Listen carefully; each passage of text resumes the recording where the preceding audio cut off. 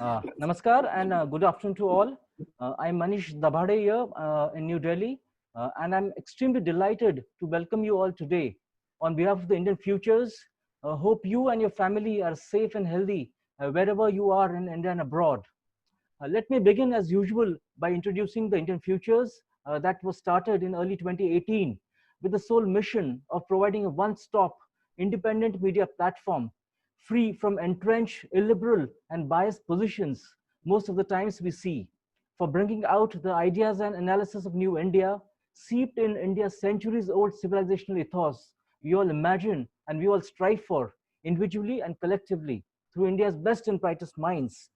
The New India Dialogues is one of our recent initiatives spurred by the abnormal times we are living in now due to the corona pandemic to have a deep, dispassionate, and honest conversations, a samvad again in the best of the Indian cultural traditions on a range of issues facing India and the world. We have already hosted top Indian minds like Vinay Sahasrabudhe, Dr. Vinay Sahasrabudhe, Sri Devendra Fadnavis, Sri Suril Ambedkarji just yesterday, Sri Ram Madhav, Ambassador Gautam Bambawale, who was to China, Ambassador Navtesh Sarna, who was India's ambassador to US, amongst others, in this series via video conference. Today, I'm deeply honored and privileged to have this edition of New India Dialogues with India's top political strategist and the leader of the ruling BJP, Sri B.L. Santoshji.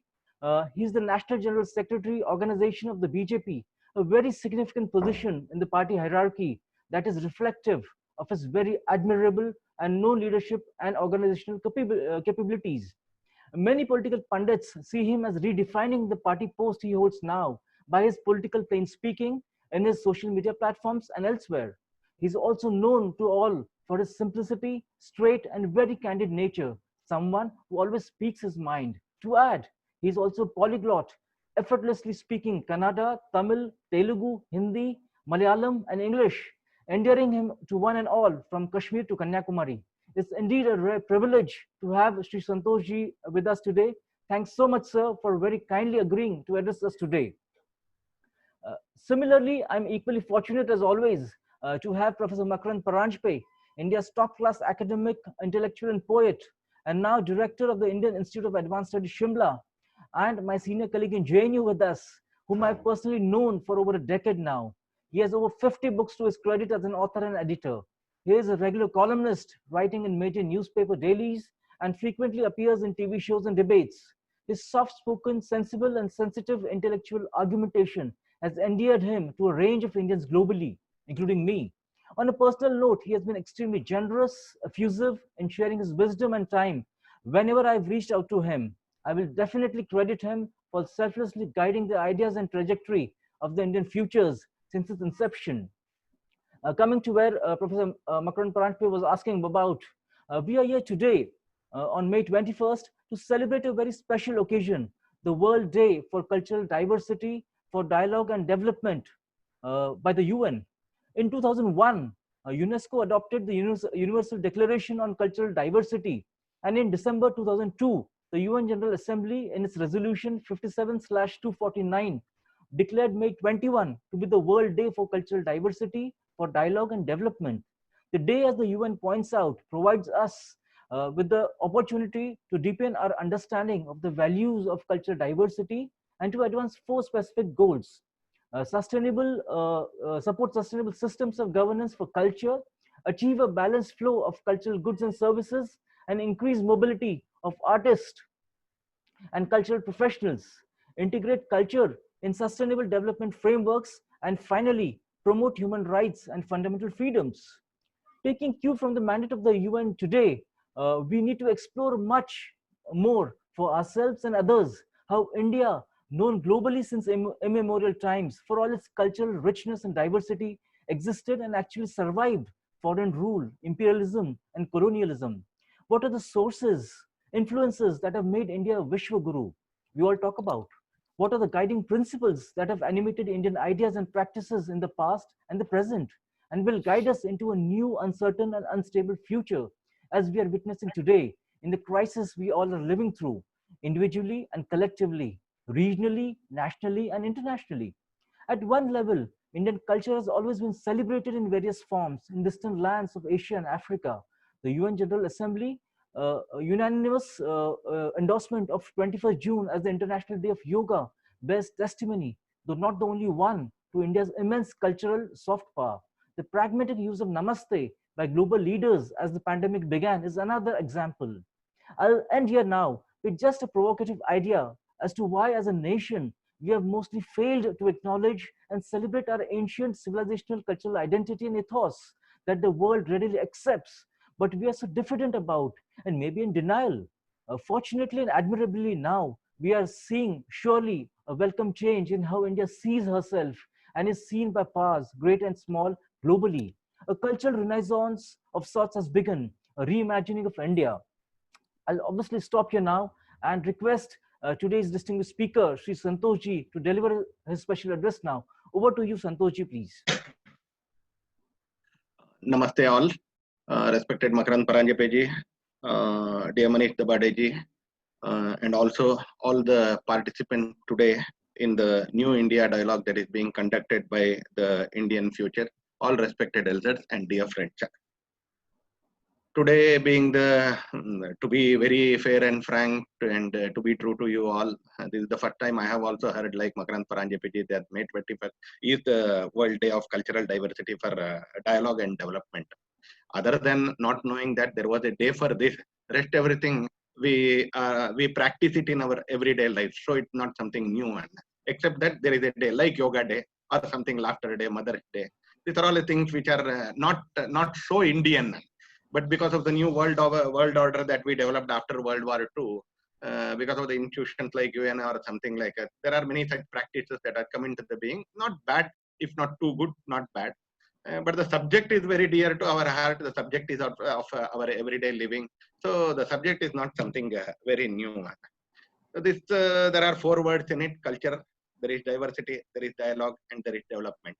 I don't know, in a given time span of 30 to 35 minutes for both of the speakers, whether we will be able to touch 1 or 2 of those words, I don't know.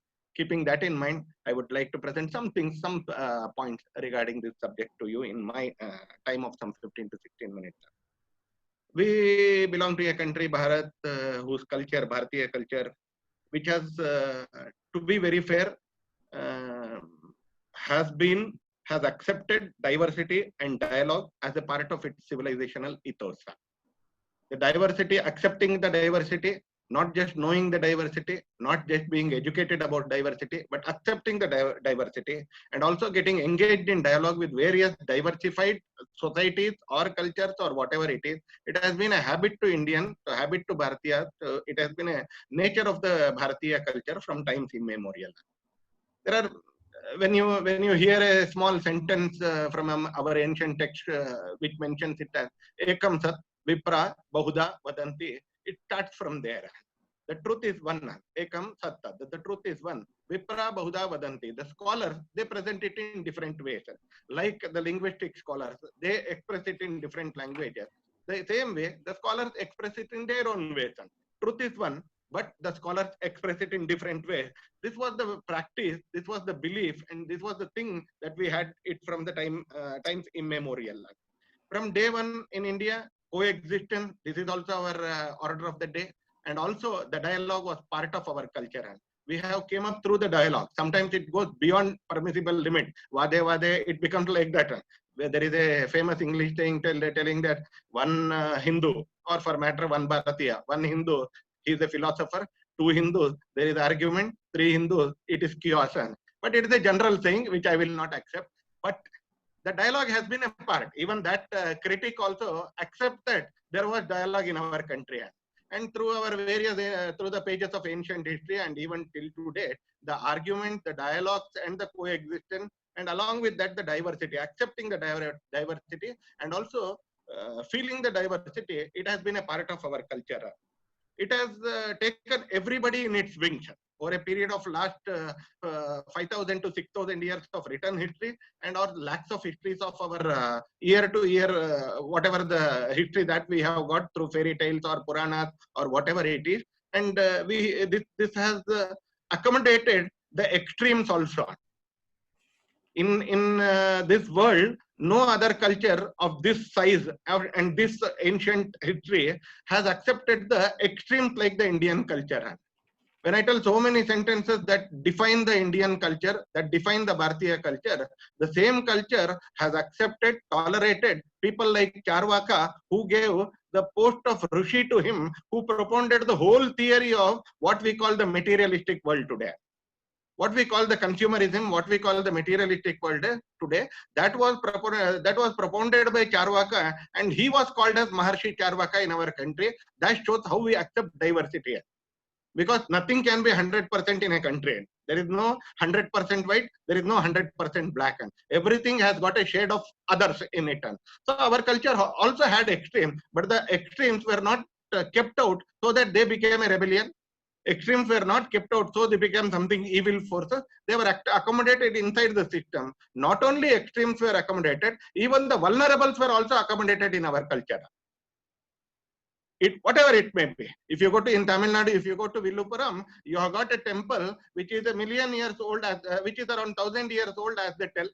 The temple has got a history of more than 1,000 years, where the principal devotees are transgenders. The principal devotees are transgender. In every year, in the month of July, during the Purnami, during the full moon day, they assemble, that the transgenders assemble there in 30,000, 40,000 number. They worship there. They stay there for 3 days. And even the vulnerables are also included in our culture.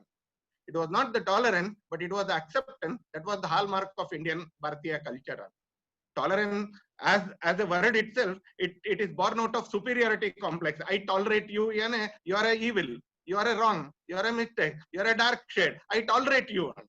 Tolerance is born out of a mentality of superiority. But India, Bharat, and the Hindu culture, it traveled beyond tolerance and it accepted the diversities.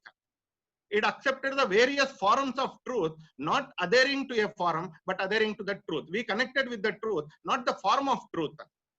So the culture has been ancient because we have dialogue among others, because we could accept diversity. The culture of this country, it has been from times immemorial. We can see that the culture is continuing with the same ethos, with the same values. The world, as usual, because of the Western influence out of military and economic power, it looks at India as something, some kind of creation which is very new, which is totally false. We have been in continuous existence for the last thousands of years, and this culture, it was not created. This culture is evolved over a period of time. I will not say on the day one we had Vipara Bahuda Vadanti. I can't claim it, because this is a process of evolution, by practice, by experience, by coexistence, by learning from others, from accommodating others, by looking at others, but by getting educated from others. We went on evolving over a period of thousands and thousands and thousands of years, and came to what we are now. Today, what we are now. Indian culture, it was not something like it was based on some written text, nothing like that. It was put into practice. Whatever the values we read in our book, you can find everyday examples of it in your neighborhood, even during this time.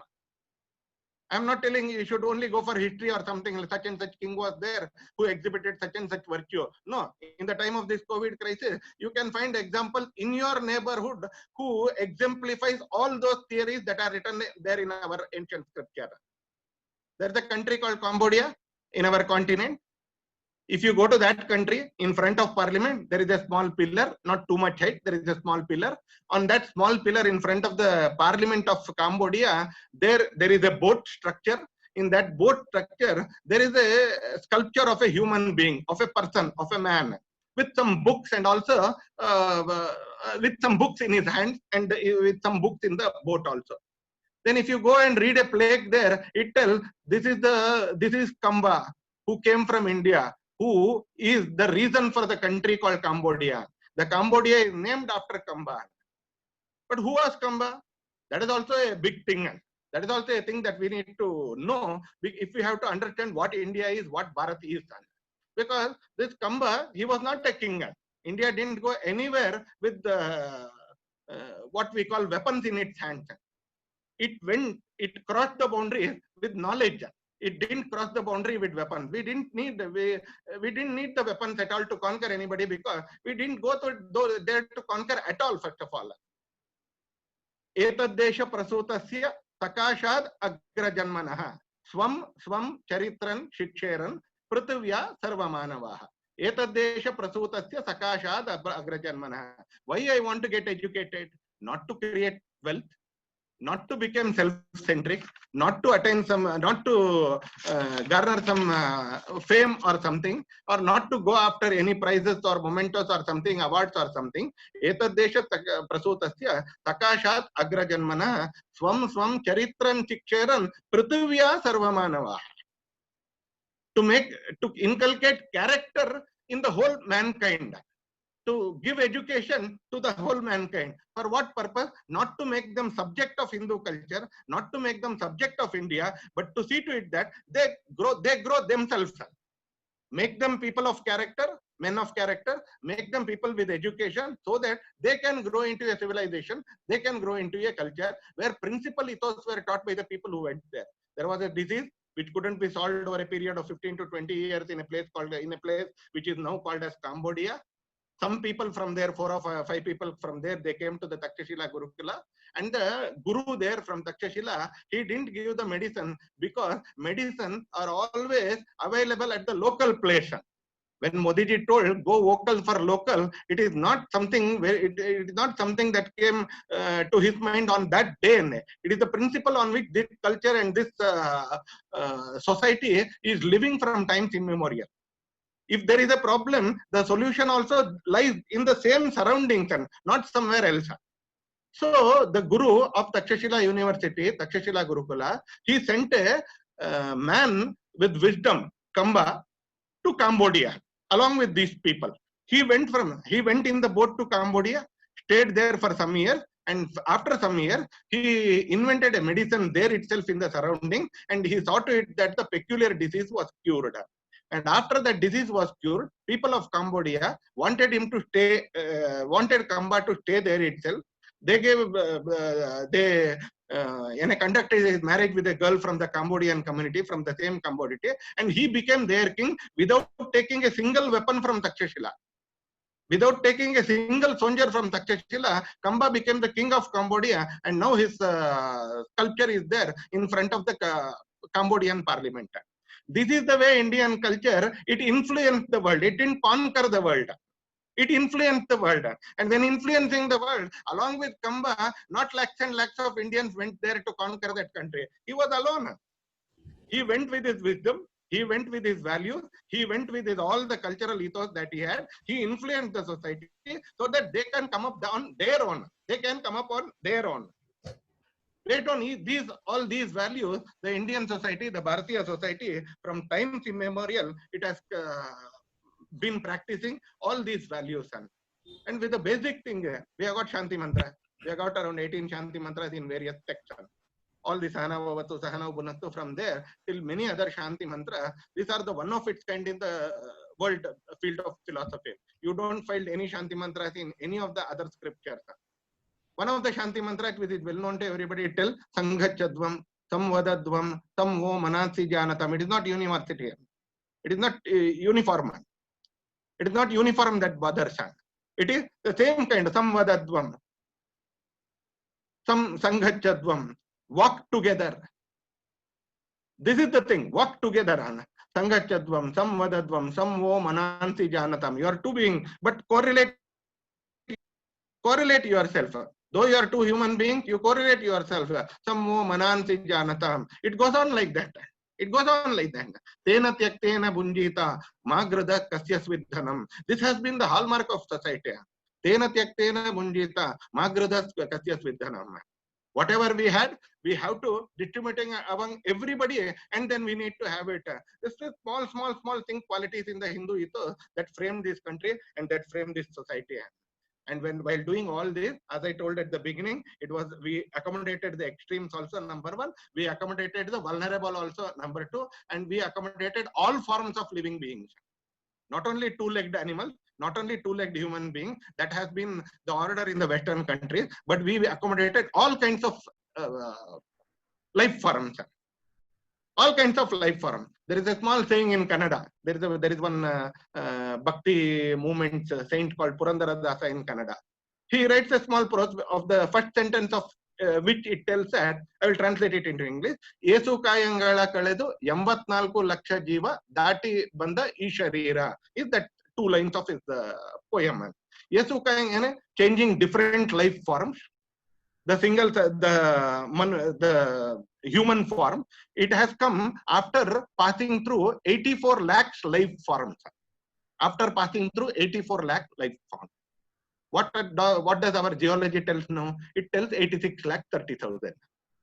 With all modern science, it tells from amoeba to human being, from amoeba to Homo sapiens, it has been 86 lakh 30,000 life forms have changed because before the amoeba became the Homo sapiens. And he tells, Yesu kayangala kaledu 84 laksha jeeva dati banda ee sharira. So from there, the evolution was there for the form also, the evolution was there for the culture also, the evolution was there for the values also. Because of those evolution, the India and the Indian king, they were able to behave like that, they were able to preach like that, and they were able to live like that, like Raja Rantideva, who he told a very, very beautiful sentence, Raja Rantideva. He tells that Natvaham kamaye rajyam, na swargam, na punarbhavam. Natvaham kamaye, I don't desire a kingdom to become a king. Natvaham kamaye rajyam. These are all parts of history, not folklore. These are all parts of history. Natvaham kamaye rajyam, na swargam, na punarbhavam. I don't even want to attain the swarga. I don't want to attain punarjanma. Again, one more birth also. Natvaham kamaye rajyam, na swargam, na punarbhavam. Kamaye dukkha taptanam. What is my desire then? To just wipe out the tears of others. To wipe the tears of others. Kamaye dukkha taptanam praninam. Not only human beings, even animals also. Praninam arti nashanam. So when you go to a temple, if you listen very carefully, and if he is pronouncing the mantra, the Purohita or the Maharaj, if the Pandit is pronouncing the sentences in proper Sanskrit, you will hear Cham Dvipade, Cham Chatushpade, Cham Shattapade, Cham Sahasrapade. Not only Dvipade, 2-legged animals. He does sankalpa for the welfare of whom, and he does sankalpa for the welfare of all 2-legged animals, Cham Chatushpade, all 4-legged animals, Cham Shatapade, all 100-legged animals, and also Cham Sahasrapade, all 1,000-legged animals also. This has been the kind of culture we practiced. Not only just it was in verses, but in practice also. And today, during the Corona crisis, during the COVID crisis, because whatever may be the day, World Day, whatever may be the day of diversity, everything, today no dialogue can pass without the mention of the COVID. But if you fall back upon the crisis that is affecting us today, this is the very same value system, the very same culture that is going to save the mankind also. It is just because it is my culture, it's not, I'm not telling it like it. Slowly, the world is getting converted into the Namaste culture. Nobody is telling that it is Hindu culture. Everybody is telling that it is good health practice. Let it be whatever it is. We are also not worried about the Namaste language, and we are worried about, or we are more proud of our acharanga, our practice. Now everybody is coming on to no handshake, please. The person Boris Johnson, the England Prime Minister, the British Prime Minister, even on March 22nd, he told on camera that shaking hands is a measure of cordiality. And March 24th, he got admitted to hospital. Now he doesn't shake his hands with anybody now. Once bitten, twice shy. Now he doesn't shake hands with anybody now. So on March 22nd, he told, no, it is a measure of cordiality, tapping the, patting back and also shaking hands. And March 24th, he was there in the hospital. We're not criticizing anything. It was not criticizing anything. Namaste, it didn't come as some religious symbolism to us. These are all life sciences. These are all life sciences. So during Corona days, whenever there is a lockdown, I just fall back upon thinking that how the Western families would live for these 60 days or 70 days among themselves, when they didn't have any forum called families at all, or value scale like family values at all. For an Indian family, staying together for 60 days is not a big deal at all. It was not a big deal at all. But for them, it has to be a very big deal. Even in our country also, when you look at celebrities posting photos, then you feel how difficult it is for them to live in a family, where the ordinary society is very happy about living a family. Even today, after relaxation, 50% of the society is not coming out. First, number one, out of fear. Number two, they are loving the family life. So this has been the order of the day, and slowly the world is also opening up to the Indian ethos, Indian culture, the Bharatiya way of living through Namaste, through Ayurveda, through Indian immunity system, and so many other things. And during this time, the society and the leadership both have shown what India is, what Bharat is. Both the society and the leader. I will not limit myself either to the society, not limit myself to the leader. Even the society also, 100% of the temples are shut in the country. 100%. 99.9% of the churches, they celebrated their Easter also in their homes itself. In spite of some unruly element, more than 80% of the masjids are closed in the country. Closed in the country, more than 80%. Never before in the history of Islam, anywhere in the world, it might have got closed to such an extent. That is the way India has behaved during this crisis also. That's because of the ancient ethos that we have practiced from times immemorial, and which is the order of the day even today also. With this, I like to end my small presentation in front of you, telling that the world is up for a big change.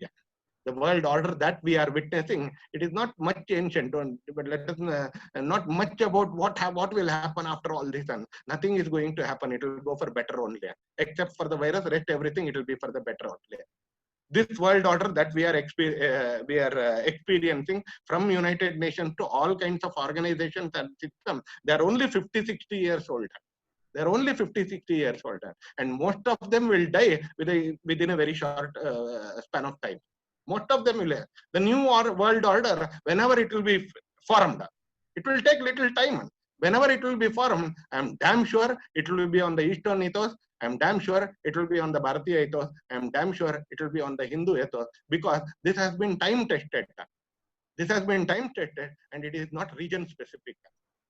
It is not region specific, and it has been time tested. And that's all as far as I had to tell. Thank you for giving me an opportunity to be amongst you. I will leave the platform to Manya Makaranji. Yeah, thank you, sir. I think it was a fantastic, very scholarly erudition about what, and looking back at history, looking back how the Indian cultural values of acceptance, not tolerance, and that is, I think, a very unique, differentiation, I think, which you drew our attention to, and how that has really reflected the Indian practices, not just ideas, through ages, and also how even during even the current crisis, you see the world is really acknowledging the Indian ethos of service, Indian ethos of understanding. I think that is I mean, you really brilliantly brought out that to all of us. Thanks again for this wonderful lecture. May I now request Professor Makarand Paranjpe to deliver his address, please. Over to you, sir.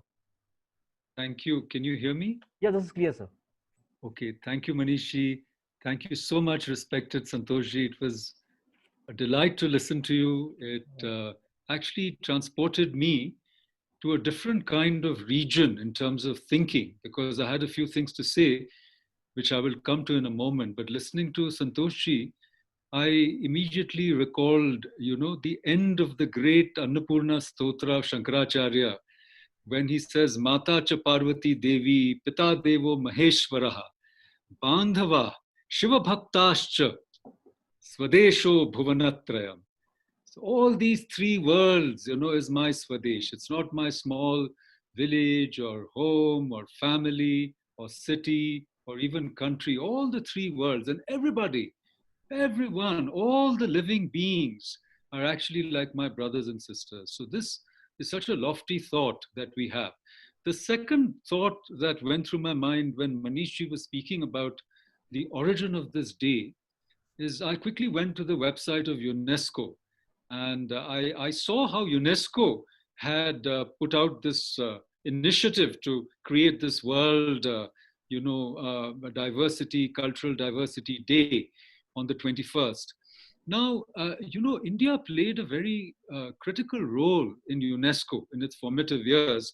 And I'm glad to say that this institute was formed by, our second president, President Radhakrishnan-ji, who was actually the head of India's committee to UNESCO, and then he became the chairman of UNESCO. And if you go to the French headquarters of UNESCO, rather not French, but the headquarters of UNESCO in France, in Paris, you'll be surprised to see a bust of Sri Aurobindo there. You know, because at the back of UNESCO is a very grand idea, which is what I want to touch on to begin with, though it's turned out differently. But I just wanted to refer to what Santoshji said about the post-COVID world. I believe, and that's why I'm bringing in Sri Aurobindo, is that humanity is at the cusp of a consciousness revolution. So this is an inner revolution in which we are going to, hopefully, again, this is a dream, this is a hope. Sri Aurobindo's 5 dreams, if you listen to his speech that he gave on the 15th of August in 1947 when India became independent. Incidentally, 15th of August was also Sri Aurobindo's birthday. So this consciousness revolution is what is needed to take humanity to a higher plane of consciousness, which is what India has always been about. As Santoshji said, we didn't go about conquering other countries and laden with jewelry and loot and on elephant and camelback and horses in caravans trooping back to India with the, plundered wealth of the other continents. We've never done that. Our way was different. And eventually, Indians wanted to change the consciousness. And I think what Sri Aurobindo was signaling, he passed away in 1950 on the 5th of December. But what Sri Aurobindo was signaling was that the problems of humanity are getting so complicated that they cannot be solved through the systems and the knowledge apparatus that we have at our disposal today. We need an integral and a new consciousness where countries, peoples, networks, communities, scholars, thinkers, scientists, everyone comes together. So it can't be in silos. And knowledge also, the old knowledge after the European Enlightenment was disciplinary, super specialization. Now we are moving towards integration. Ekatmata, if you want to use an Indian word, which was also popularized by Deen Dayal Upadhyay ji. So we have to think about integral humanism, integral yoga, collective yoga. So this is the way ahead, it seems to me. And I want to mention one little thing that, Sadhguru Jaggi ji, he used to come on TV and, in the morning, I would listen to him. And he said, this COVID is a great opportunity, though forced, to go inward. This is the time when your demands from the external world may be less. You may be not required to go to the office every day. So he said, this is the time to go inward, to understand your deeper self and to cleanse yourself also, because the purification of the inner being is absolutely essential, even if you want to serve the world. So the other day, somebody wanted to ask me, and they said, what is the message of Shankaracharya? We began with him.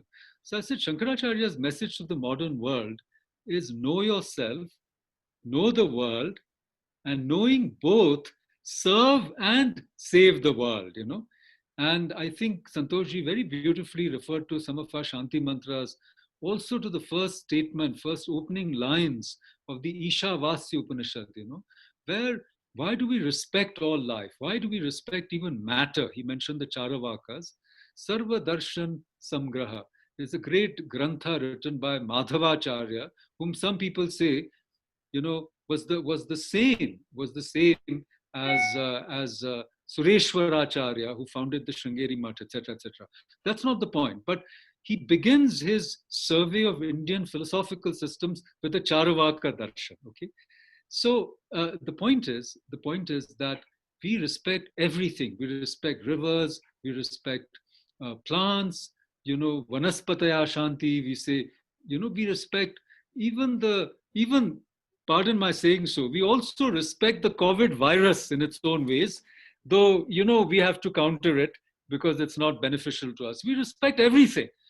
And that is because Isha Vasyam Idam Sarvam Yat Kincha Jagatyam Jagat. Everything is pervaded by the same consciousness. So I began with consciousness because I think that if the world of the future, if the world beyond COVID is going to be different, there has to be a consciousness revolution. Now, let me come to what I had in mind, Manish ji, when you asked me to speak on this topic. You know, Hindi में हम कहते हैं कि भारत के संस्कृति और सभ्यता को समझना है तो उसका ताना बाना हम समझें, उसका तंत्र समझें. What is tantra? Tantra actually is the same word that takes us to the loom. That's why in Bengal you have Tantuja, the emporium, because on the loom you create this cloth, you see. So Tana Bana, the warp and the weft of Indian civilization is made up of the dialectic or the dialogic relationship between unity and diversity. Now, you know, on the 31st of October last year, I had the privilege of listening to the Prime Minister at the Statue of Unity.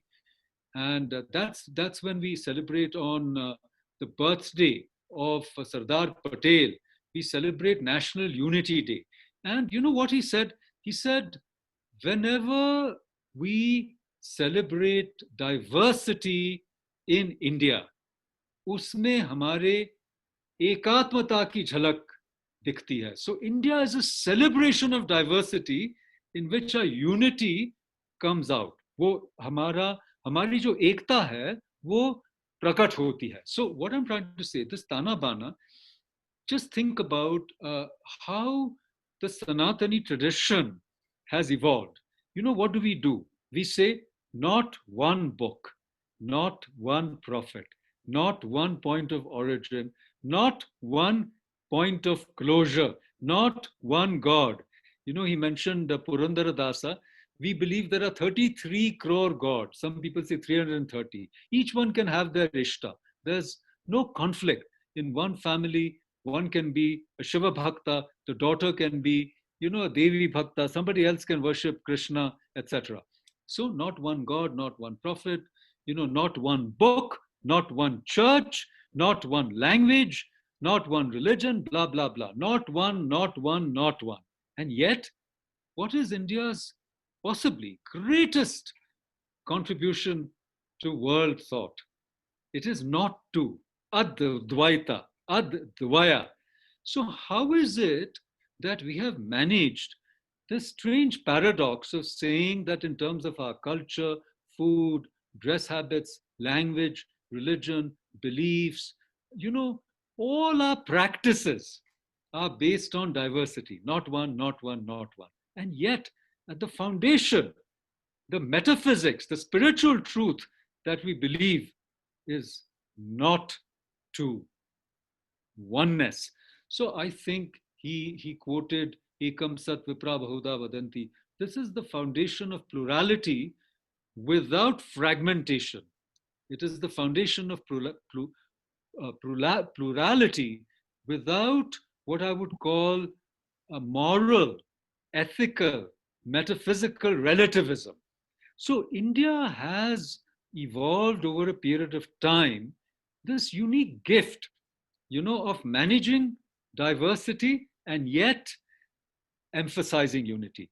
Now, the last thing I wanted to say, with due respect to UNESCO and the world bodies, let's understand how this emphasis on diversity has emerged.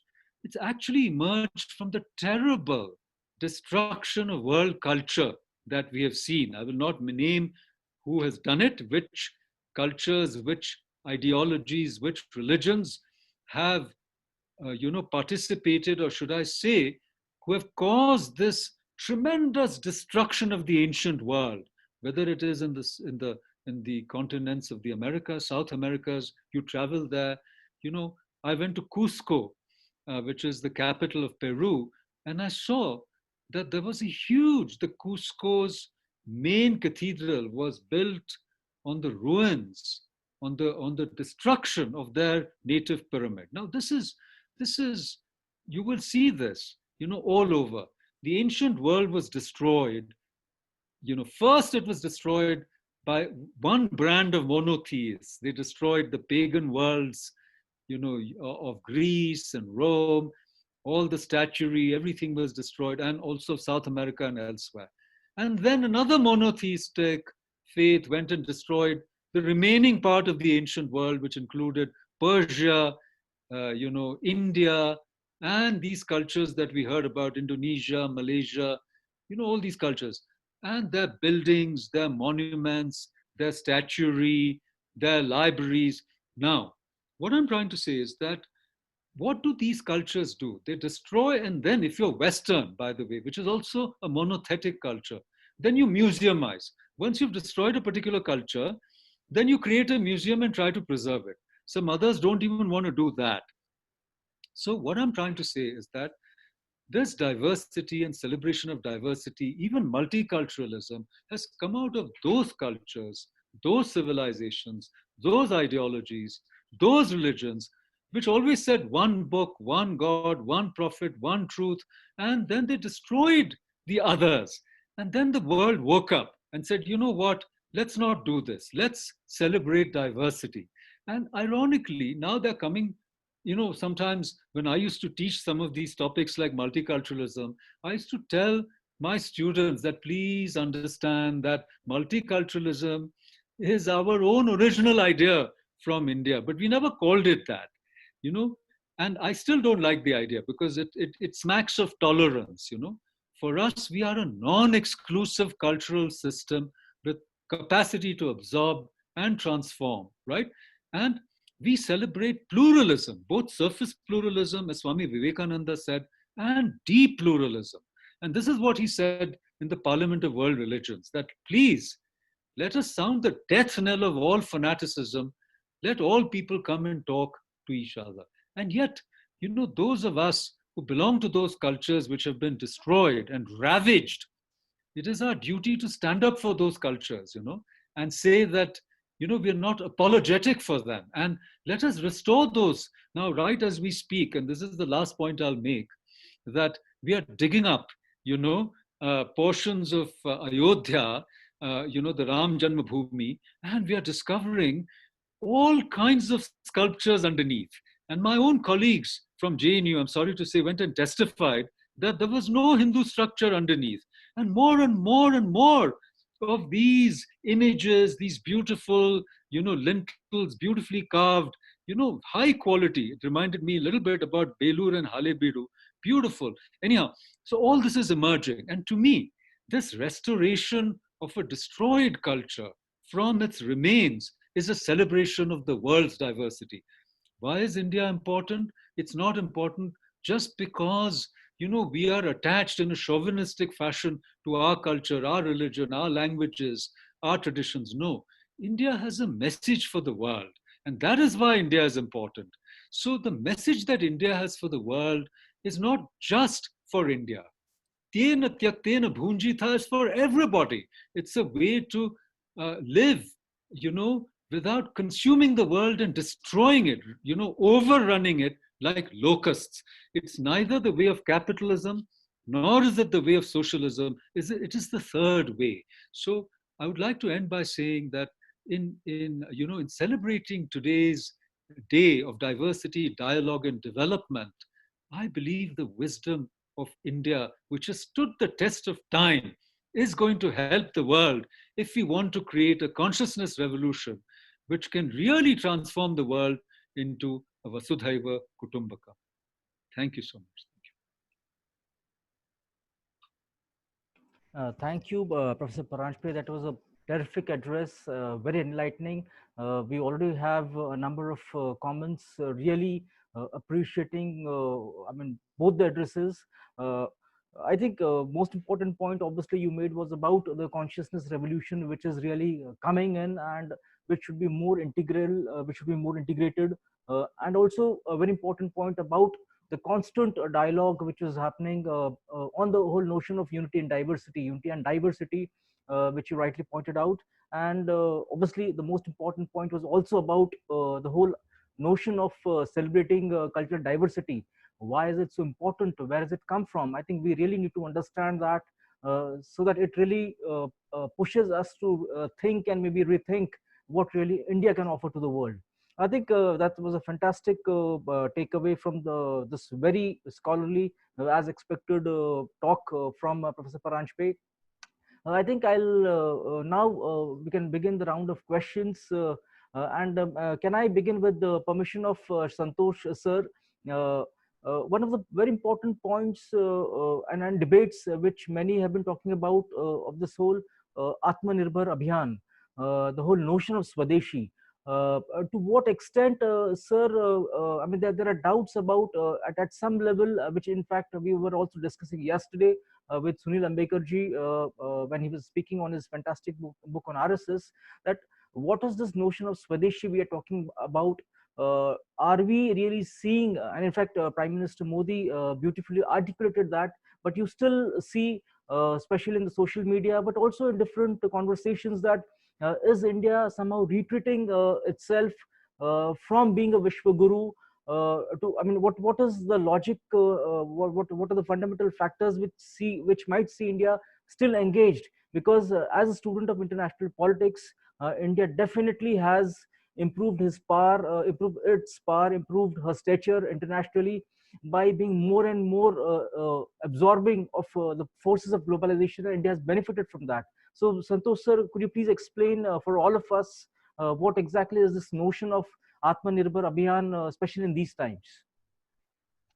One thing I want to make a specific comment about Atmanirbharata is it is just a starting point. This everybody can be sure that it is a starting point. Neither it is the middle point nor the end point.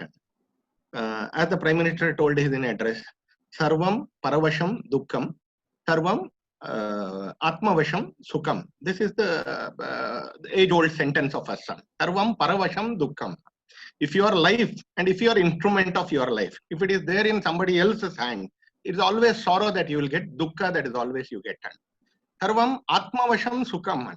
If your life and the life tools, both, I am telling both the life and the life tool, if it is there in your hand, then that is sukha. The welfare will be there in that hand. So based on that concept, Prime Minister, Honorable Prime Minister, he presented the concept of Atmanirbharata on that day. And it is a thing that will evolve over a period of next 3 years in specific and next 10 to 20 years in general. It is going to evolve over a period of time. Stand up on your legs, be firm on both the foot, both this thing, and see to it that the world order is established. These are the fundamentals of it. If you want a good global order, good world order to get established, but you should be strengthened. If you don't have strength, then you will not have any morality to keep on preaching. You can write a book and keep it in library, but nobody will follow it. Nobody will follow it. Why Swami Vivekananda's thoughts are Arvind Maharshi's thoughts are traveling even today? Because they were able to propagate it by traveling.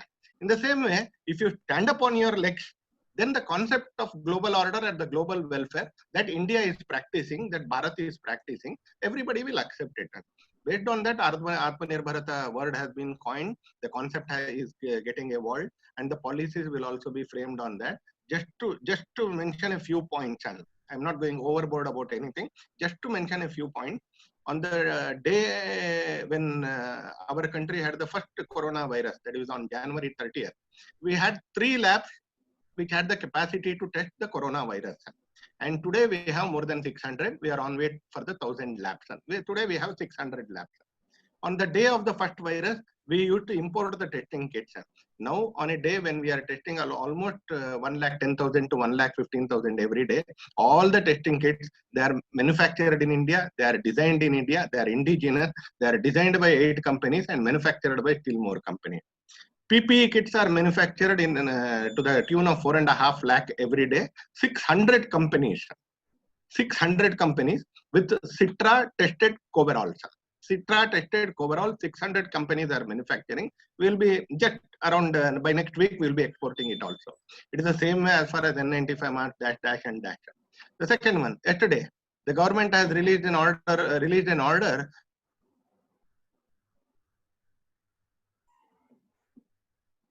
Small item, but all those 26 items have been banned for imports. All are 26 nuts and shells of the defense production units. All 26 have to be produced in India. This is the first order. It has come after the Atmanirbharata package. So India, wherever it can, it has to stand on its legs.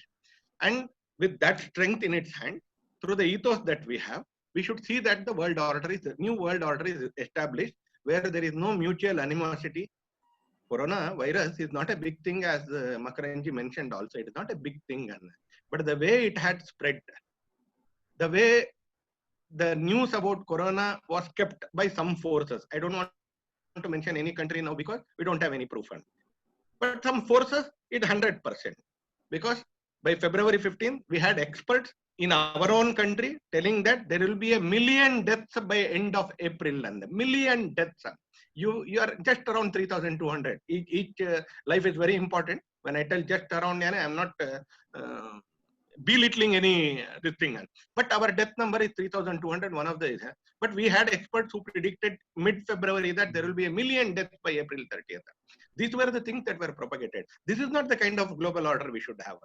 Virus will also always be there, but there has to be a compassion. There has to be transparency. There has to be mutual sharing of knowledge sources, so that it will be contained. That global order we want to establish. So India exported on commercial and contract basis to 143 countries hydroxychloroquine when the export ban was there. It relaxed. Why? The world wanted it done. The world wanted it done. This is the way India is strengthening itself, so that a new kind of global order on the basis of strength can be established. In that, economy is also a part. It is not the whole economy. Economy is also a part. There are multi phases to that evolution. It will, over a period of time, it will evolve. Thank you. Yeah, I think that was a very specific, pointed explanation of what exactly is the notion of Atmanirbhar, the Swadeshi notion, which is seems to have come back again. I think you beautifully, really, I mean, explained it, sir. Can I now that Professor Paranjpe, can you hear us, sir? Yeah. So one of the points. I muted myself. Can I add just a little please, footnote to what Santoshji said? Please, if you examine the history of the Indian freedom struggle, can you hear me? Yeah. Please go ahead. Okay, good. You will see that all the key words are actually spiritual words. See, Swatantra, for example, or or Swadeshi, or Swaraj. See, Swaraj is a very ancient word. It comes in the Rig Veda so many times, and it's in the Chandogya Upanishad, etc. So what I'm trying to say is, in India, we don't differentiate between, social, political, cultural thought and spiritual thought. So why I was moved by the idea of Atmanirbharta. Most of my friends, left, right, and center, have only seen it as an economic concept. I don't see it as an economic concept. For me, Atmanirbharta is like Swaraj. It means self-realization. Because, today we had a discussion at IIS. I wish some of you had joined in. It was actually on Kashmir Shaiva Darshan, where you have, for example, the idea of the Bhairava, okay? And then you have Bhavana. So how Bhavana can take you to Bhairava? But what is Bhairava? See, Bhairava is nothing but Param Shiva, or like Parabrahman, So what I'm trying to say is that if I'm truly Atmanirbhar, I cannot be Atmanirbhar jab tak main apna swaroop na samjhu. And if I know that I'm not other, Tattvamasi, they say, of course, is a very high thing, but at least I should feel I'm not other than the ultimate reality. It's so the immanence of, if you want to use the word God, but call it Param Shiva, Paramatman. Immanence means that Tattva is everywhere. Transcendence means it's also outside the world. So immanence, transcendence, and actually, which is what makes India so amazing, because in the monotheistic, you either have immanence or you have transcendence. Sometimes you have both, but you never have the notion that you can be also that.